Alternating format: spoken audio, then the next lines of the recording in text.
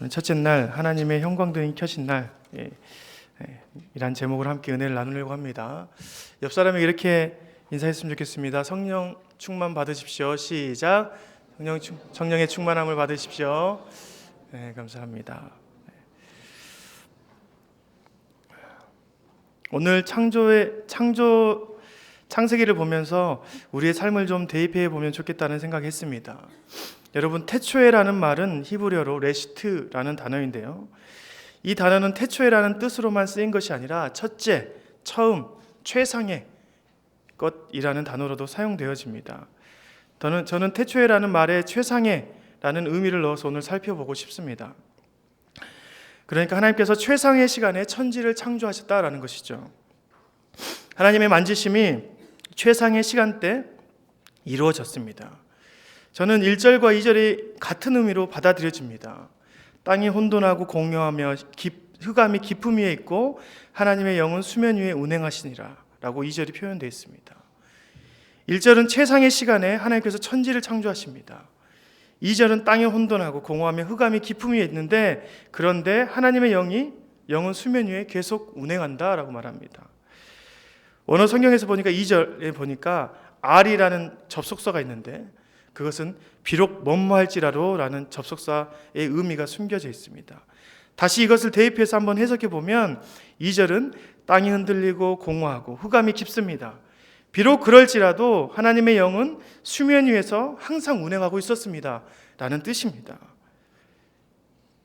1절과 2절이 거의 같은 의미에서 우리에게 설명해 주고 있습니다. 성경 전체가 이런 내용으로 우리는 알 수 있습니다. 최상의 시간에 하나님께서 천지를 창조하셨습니다. 암흑과 같은 시간이 있을지라도 하나님의 영은 수면 위를 운행하고 계십니다. 다시 말해서 최상의 시간은 바로 암흑과 같은 시간이라는 것을 우리에게 말해주는 것입니다.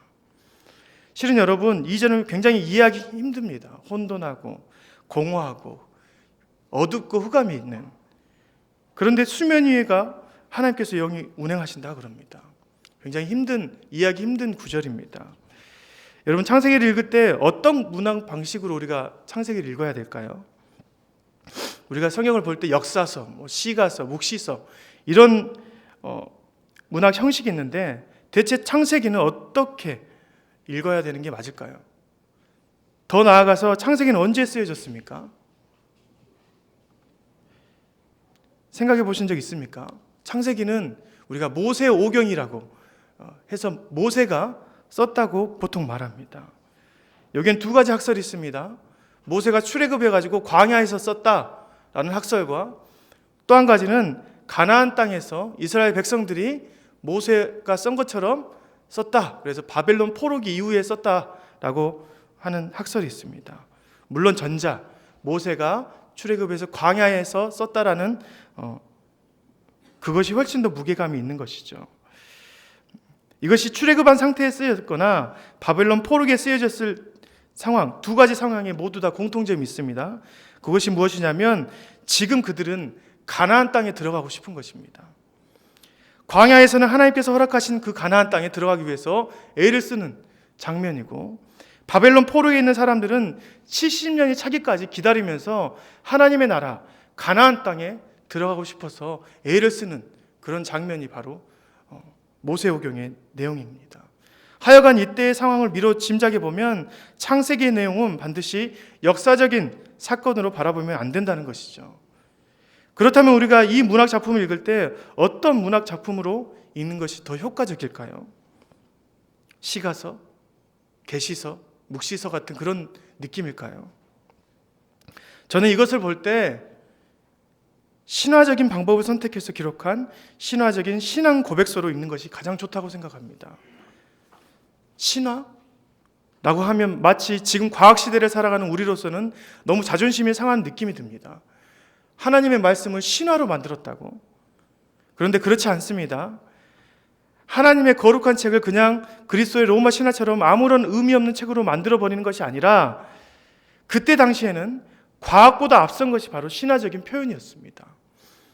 여러분, 과학이야 지금 시대의 확실한 증명 방법이라고 하지만 그때는 과학이 그렇게 소용이 없었습니다. 오히려 신화적인 해석으로 사회를 바라볼 때 사람들이 더 설득력 있게 바라봤던 것이죠.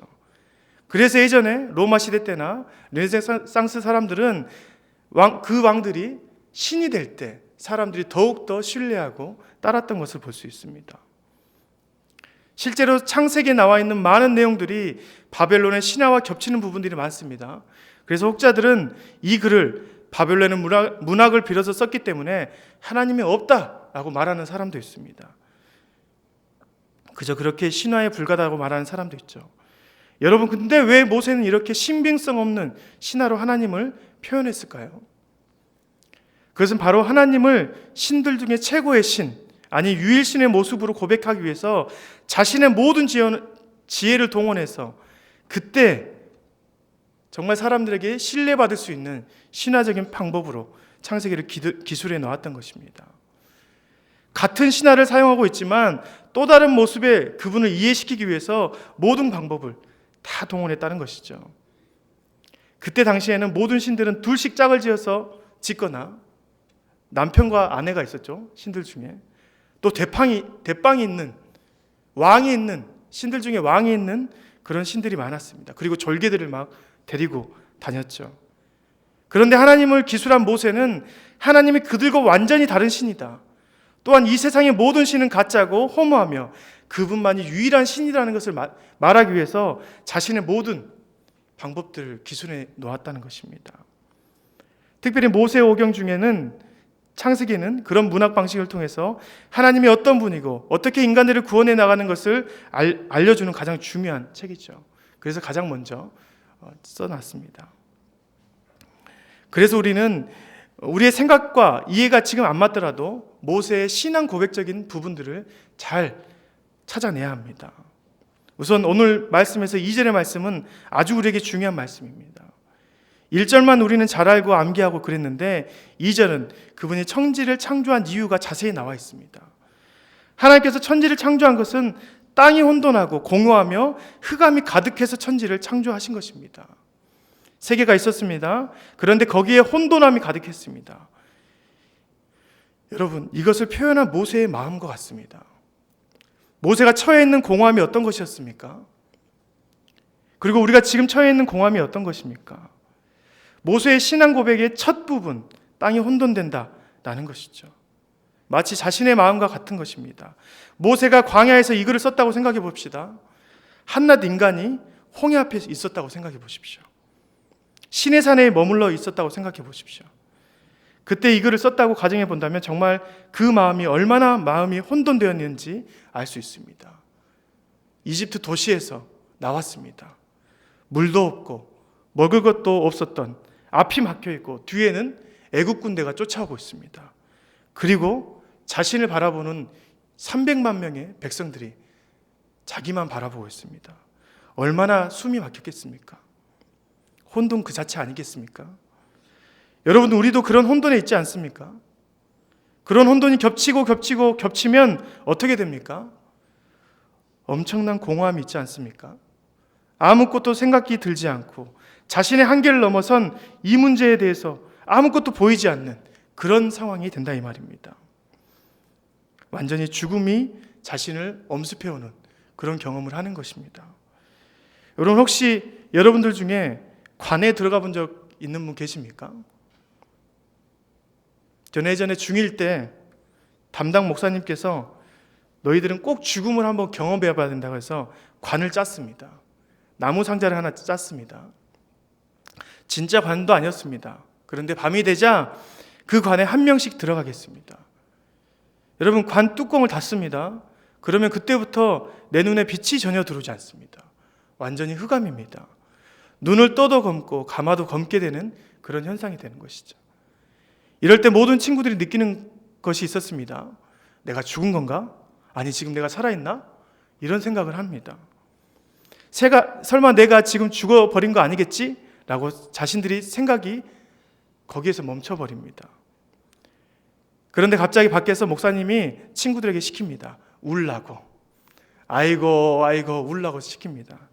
그냥 우는 것도 아니고 아이고 이름을 넣어서 관우야 이제 가면 언제 오냐 이렇게 하면서 시키는 것입니다.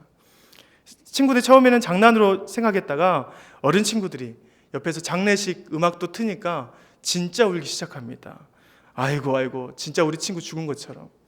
그러면 그것을 듣고 있는 안에 있는 사람은 진짜 눈을 떠도 검고 감아도 검으니까 자신이 진짜 죽은 것처럼 느낀다는 것이죠. 여러분, 눈을 떠도 검은색, 밖에 감아도 검은색이라면 지금 진짜 죽은 것과 마찬가지 아니겠습니까? 그런데 밖에서는 내 이름을 부르면서 울고 있습니다. 내 눈에는 아무것도 보이지 않습니다. 모든 사람이 자신이 죽은 것 같은 그런 느낌이 들었다고 말할 때 흑암이 찾아오는 것이죠. 그런데 여러분, 우리 앞에 혼돈과 같이 어려운 것이 갑자기 닥치면 우리 앞은 깜깜해지는 것입니다. 아무 생각도 할 수 없고 생각할 겨를도 나지 않는 것이 바로 우리의 인생입니다. 그런 과정 가운데 하나님에 대한 기록을 하게 되는 것이죠. 모세가 그랬다는 것입니다. 그때 자신이 바라볼 분이 하나님밖에 없음을 기록한 책이 바로 창세기입니다. 모세가 시내산에서 이 책을 써서 들려주기 위한 것은 누구였습니까? 바로 자기와 함께 출애굽해서 함께 혼돈을 겪는 그 백성들에게 들려주고 싶어서 창세기를 쓴 것입니다. 너희도 나와 같이 눈앞이 깜깜할 정도로 혼돈이 빠져 있구나. 그럴 때 하나님께서 모든 것을 창조해 내실 거니까 걱정하지 마. 하나님은 그런 분이다. 레시트, 가장 최상의 시간에 그분이 우리의 상황에서 개입하실 거야. 창조하실 거야. 라고 말하는 것입니다. 땅이 혼돈하고 공허하며 흑암이 깊음 위에 있을 때 하나님의 영은 그 수면 위에 항상 운행하고 계셨어. 걱정하지 마. 곧 하나님의 창조가 시작될 거야. 라는 모세의 신앙 고백적인 메시지가 이 책의 첫 부분인 것입니다. 우리는 그것을 보고 참 평안을 누려야 한다는 것입니다. 최상의 시간이 바로 이런 때다. 완전 최악일 경우에도 하나님께서는 반드시 우리와 함께 하신다. 이런 상황에서도 주님은 우리 주변을 도우시며 모든 것을 새로 창조하고 계신다는 것을 말해주고 싶었던 것입니다. 3절, 하나님이 이르시되 빛이 있으라 하시니 빛이 있게 되었습니다. 우리가 함께 읽었던 사도행전에는 같은 맥락으로 우리에게 이렇게 말하고 있습니다. 창세기 2장 17절 말씀이죠. 하나님이 말씀하시기를 말세에 내가 내 영을 모든 육체에게 부어주리라. 여러분, 주님이 언제 주님의 영을 부어준다 말씀하십니까? 말세입니다. 말세. 이 말세는 온갖 모진 고통이 시작되며 우리의 삶에서 앞이 보이지 않을 그때를 말하는 것입니다. 여러분, 창세기 사도행전 2장 20절에 이렇게 나와 있습니다. 주의 크고 영화로운 날이 이르기 전에 해가 변하여 어두워지고 달이 변하여 피가 되리라. 21절, 누구든지 주의 이름을 부르는 자는 구원을 받으리라 하였느니라. 주의 크고 영화로운 날이 이르기 전, 곧 그때 말세, 해가 변하여 어두워지고 달이 변하여 피가 되는 그런 암흑이 찾아온다고 말합니다. 그런데 그때 누구든지 주의 이름을 부르는 자는 구원을 받게 된다라고 말하는 것이죠. 여러분, 이 시간이 하나님이 보시기에 최상의 시간인가 봅니다. 죄로 뒤덮인 우리에게 모든 것이 정지되며 앞이 보이지 않을 그 암흑, 그 시간이 하나님이 보시기에 최상의 시간인가 봅니다. 우리의 삶이 완전히 망하게 되어서 죽을 위기에 있을 그때가 최상의, 주님이 일하시기에 가장 좋은 때인 것 같습니다. 모세가 겪었던 그 숨막히는 어려움과 초대교회에 있었던 박해 속에서 살아야 했던 성도들에게 있었던 그 말세가 바로 하나님이 보시기에 최상의 시간, 레시트의 시간인 것입니다. 여러분, 이때 반드시 우리에게 빛이 필요합니다. 어둠을 물리칠 수 있는 유일한 희망은 맛있는 음식이 아닙니다. 암흑을 이긴 힘은 수많은 돈도 아닙니다. 그 암흑을 이길 힘은 어디선가 빛이 들어오는 것입니다. 그런데 여러분, 우리에게 스스로 빛을 찾을 수 있는 능력이 있습니까? 시체처럼 관에 꼭 몸이 맞춰져서 혼자서는 이 관을 뚫고 나가기 정말 힘든 상황인데 어떻게 빛을 찾아낼 수 있겠습니까? 누군가 빛을 선물해 줘야 하는 것입니다. 그래서 하나님께서 창조의 첫째 날에 빛이 있으라 라고 말씀하신 것입니다. 우리의 이 혼돈을 잡기 위해서 그분이 우리에게 빛을 주신 것입니다. 모든 것이 밝히 드러나는 능력이 있는 빛을 창조해 내신 것입니다. 하나님의 천지 창조는 지금 우리에게는 하나님의 놀라운 위로입니다. 우리의 삶이 카오스, 혼돈한 그 상태라면 그때 무에서 유를 창조하신 그분을 우리는 바라봐야 합니다. 여러분의 삶이 하나님이 오시기 전이라고 생각하시는 그런 혼돈의 시기입니까? 그렇다면 걱정하지 마십시오. 그때에도 하나님의 영이 깊음 위에 수면 위를 운행하고 계십니다. 그리고 최상의 때라고 생각하시면서 하나님께서 천지를 뒤집어 놓으실 것입니다. 완벽한 그때에 하나님께서 천지를 뒤집어서 여러분에게 빛을 주실 것입니다. 4절 말씀이죠. 빛이 하나님이 보시기에 좋았더라. 하나님 빛과 어둠을 나누셨더라. 하나님의 관점으로 우리는 바라봐야 합니다. 여러분, 더러운 방에 불이 켜지면 우리의 얼굴은 어떻게 됩니까? 여러분의 더러운 방에 형광등이 켜집니다. 도저히 치울 수 없는 더러움입니다. 그럼 우리는 어떻게 됩니까? 불이 켜지면 이걸 언제 치우지? 와, 정말 더럽다. 이렇게 말하면서 얼굴을 찡그립니다. 그것이 당연합니다. 도저히 치울 수 없는 상태입니다. 저는 가끔 이럴 때 다시 불을 꺼버립니다. 나가버려요. 누군가 치워주겠지. 그런데 여러분, 하나님께서는 빛이 있는데 하나님이 보시기에 좋았다라고 말합니다. 야, 좋다. 더러운 방을 비치는데, 그렇게 고약한 죄악으로 덮인 우리의 방을, 인생의 방을 보는데 그 방에 빛이 켜졌습니다. 그런데 하나님께서 보시기에 좋았더라라고 말합니다. 여러분, 왜 하나님은 이 빛을 보고 좋아했을까요? 이것을 빨리 치울 수 있기 때문입니다. 이게 드러나서 좋은 것입니다. 흑암이 우리를 지배한 것이 아니라 빛으로 인해서 흑암과 빛을 나누게 하셨습니다. 하나님께서는 이게 좋으신 것 같습니다. 빛이 켜지면 얼굴을 찡그리며 우리의 삶에서 헝클어진 그런 모습을 우리에게 비치는 것이 아니라 오히려 그분은 우리의 삶의 회복의 그때를 바라보고 본 것입니다. 그래서 이 빛을 보고 너무 좋아하신 것입니다. 아, 내가 치워줄게. 그리고 그 모든 환경을 보고 너무 흡족하셨습니다. 우리의 죄악이, 우리의 어려움이, 우리의 풀리지 않는 문제가 밝히 드러나심을 보고 너무 좋아하셨습니다. 여러분, 하나님께서는 우리의 마음을 밝히 보고 싶어 하십니다. 얼마나 어두움에 갇혔는지, 얼마나 더러운지 보고 싶은 분이 하나님이십니다. 빛이 있으라.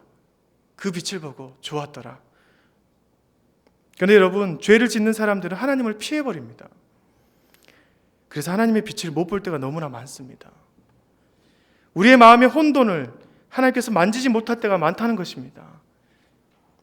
여러분, 하나님은 이것을 원하십니다. 여러분의 혼돈도 하나님이 이미 알고 계시고 그것을 고치고 싶어 하시기 때문에 그 어두운 방에 하나님의 형광등이 꼭 켜져야 된다는 것을 우리에게 말해주는 것입니다. 반드시 우리는 그분 앞에 우리의 혼돈을 가지고 나가야 합니다. 그리고 그분이 우리의 영광의 형광등을 켜실 때 우리의 마음을 감추는 것이 아니라 우리의 마음을 들춰내서 하나님 정리 좀 해주십시오. 내가 도저히 손을 쓸 수 없는 상태입니다 라고 하나님 앞에 울며 나가야 합니다. 하나님, 죽겠습니다. 아니, 죽었습니다. 제발 우리를 도와주세요. 이 어둠에 주님의 빛을 비춰주세요. 이대로는 이제 죽을 수밖에 없습니다. 주님의 최상의 시간이 오니 우리에게 다시 태초를 허락하여 주시옵소서 라고 고백하는 것이 맞습니다. 그러면 여러분, 하나님께서 그 말씀을 하시고 우리에게 우리의 삶에서 빛과 어둠을 나누십니다. 4절, 하나님이 빛과 어둠을 나누셨다. 이것은 흑암으로 가는 것이고 이것은 빛으로 가는 것이니 너희는 흑암에 머물지 말고 빛에 거하는 자가 되라 라는 것이죠. 하나님께서는 흑암을 아주 없앤 것이 아니라 구분해 놓으셨습니다. 빛만 담겨서 어둠을 찾아오지도 못하게 한 것이 아니라 너희들의 인생 가운데 반드시 흑암이 공존할 것이다. 그래서 내가 이 빛과 어둠을 구분해 놓을 테니까 너희들은 이것을 빛 가운데서 잘 분별하며 살아라라고 우리에게 말씀하신 하나님의 크신 뜻인 것입니다. 5절 말씀이죠. 하나님이 빛을 낮이라 부르시고 어둠을 밤이라 부르셨습니다. 그들에게 밤은 죽음을 의미합니다. 밤에는 사자와 짐승들이 또 강도와 도둑들이 출몰하는 그런 때입니다. 그래서 너희는 도저히 이 밤에는 죽을 인생이니까 밤에 다니면 안 된다는 것이죠. 낮에 행동하라는 것입니다. 여러분, 여러분의 인생에서 하나님이 개입하신다고 어둠이 없을 거라 생각하지 마십시오. 주님은 빛을 낮이라 부르시고 어둠을 밤이라 부르셨습니다. 그리고 우리에게 당당히 보여주신 것입니다. 그 어둠의 형체가 너희 주변에 있으니 그것을 절대 사용하지 말라는 것이죠. 아버지와 영광이 우리에게 빛으로 오신 것처럼 예수님께서 빛으로 우리 인생 가운데 오신 것입니다. 할렐루야. 그 예수님은 우리에게 참된 길이요 진리요 생명이 되셨습니다. 그러니 너희는 세상 가운데 있는 어둠에 살지 말고 세상에 없는 참된 빛인 예수 그리스도를 참된 구주로 믿고 그를 믿고 죽음을 다해 그 빛으로 나아가라는 것입니다. 그리스도는 참 구원이 쉽습니다. 사도행전 2장 21절 말씀, 누구든지 주의 이름을 부르는 자는 구원을 받으리라. 누구든지 가능합니다. 정말 심각한 사람들도 마찬가지입니다. 요즘 폐륜적인 행동들이 너무 많이 나오지 않습니까? 부모가 자녀를 죽입니다. 어떤 부모는 자녀를 살리려고 애를 쓰는데 어떻게 그런 폐륜적인 자녀를 학대하며 죽이는 부모가 생겨났는지 모르겠습니다. 죄송합니다. 그런데 여러분, 첫 살인자 가인도 폐륜하였습니다. 자기 가족을 죽인 사람입니다. 그런데 여러분, 그런 자를 하나님께서 죽이셨습니까? 가인을 죽이셨습니까? 그런 자도 하나님 앞에 있으니까 살리셨습니다. 그에게 하나님의 마크가 찍어주셨습니다. 살리시겠다는 것입니다. 그리고 가인을 죽인 자는 벌을 7배나 받는다고 말합니다. 주님이 이런 자도 살리십니다. 누구든지 가능합니다. 누구든지 가능해요. 주의 이름을 부르는 자들은 그의 인생 안에 빛이 들어옵니다. 그리스도가 들어와 그의 인생의 방을 치우시고 깨끗하게 치워주십니다. 그리고 그것을 빨리 치우고 싶어서 형광등을 계속 켜두시는 것이죠. 그래서 하나님은 너무 좋으신 분입니다. 암흑과 같아도 흑암과 같아도 주님이 빛이 우리에게 비춰주셨으니까 주님은 너무 신실하시고 좋으신 분입니다. 그 하나님은 우리의 더러움과 죄악됨을 보고 찡그리는 분이 아니십니다. 오히려 그것을 가지고 자신 앞에서 주의 이름을 부르는 자, 그 모든 자들을 구원의 선물로 인도하시는 너무 긍휼하신 분이 하나님이십니다.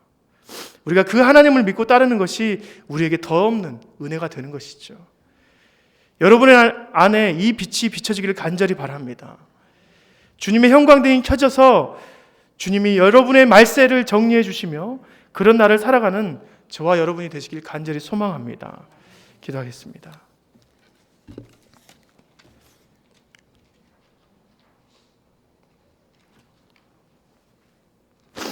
하나님 감사합니다. 우리의 이 어두운 방, 인생의 방, 죄악된 방에 주님이 빛을 비춰주셔서 감사합니다.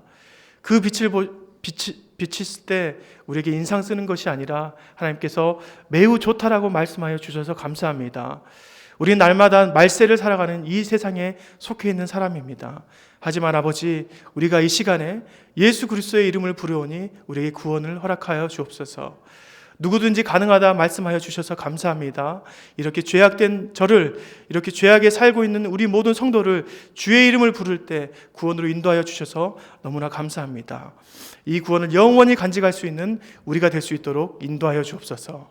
감사하며 예수님의 이름으로 기도합니다. 아멘.